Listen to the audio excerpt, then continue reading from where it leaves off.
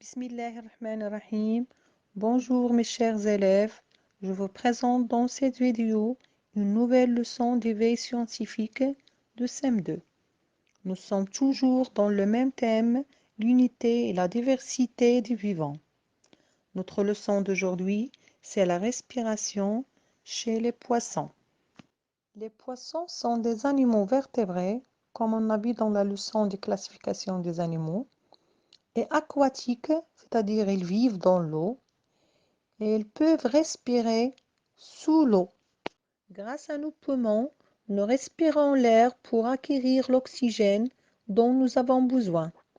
Il est assez étonnant de voir que les poissons peuvent respirer dans l'eau alors que nous sommes incapables de rester la tête sous l'eau plus de quelques secondes. Par contre, les poissons n'ont pas besoin de venir à la surface régulièrement pour respirer, comme le font des mammifères marins, dauphins et baleines qui ont des poumons.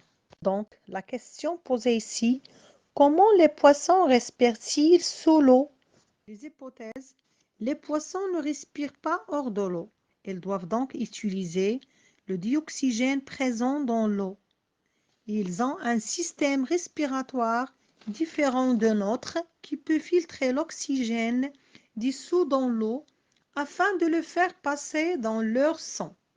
Alors, allons tous plonger au fond d'océan pour observer de près les mouvements réguliers de certaines parties du corps des poissons rouges. Donc, comment expliquer ce mouvement respiratoire? Lorsque le poisson ouvre la bouche, il ferme en même temps ses opercules et clapets mobiles situés de part et d'autre de sa tête. Les joues s'écartent légèrement l'une de l'autre, ce qui inspire un peu d'eau à l'intérieur de la bouche. Celle-ci se ferme un court instant plus tard. Les poissons compriment légèrement ses joues et ouvrent ses opercules. L'eau est alors chassée par les opercules après avoir traversé les organes respiratoires des poissons figurés ici en haut.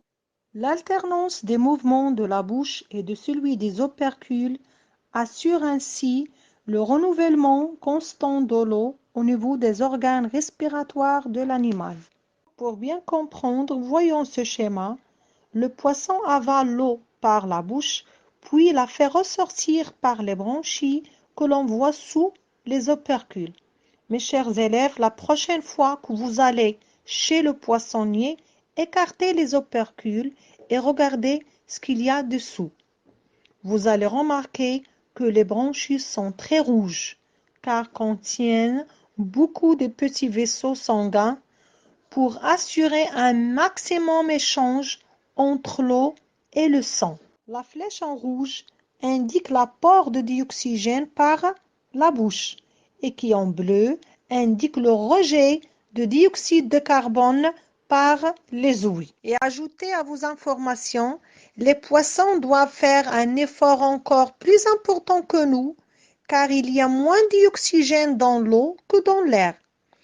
Ils doivent donc avaler presque 500 litres d'eau pour obtenir 1 litre de dioxygène. Voilà, mes chers élèves, tout ce qui concerne cette séance et j'espère que vous avez bien retenu cette leçon et à bientôt.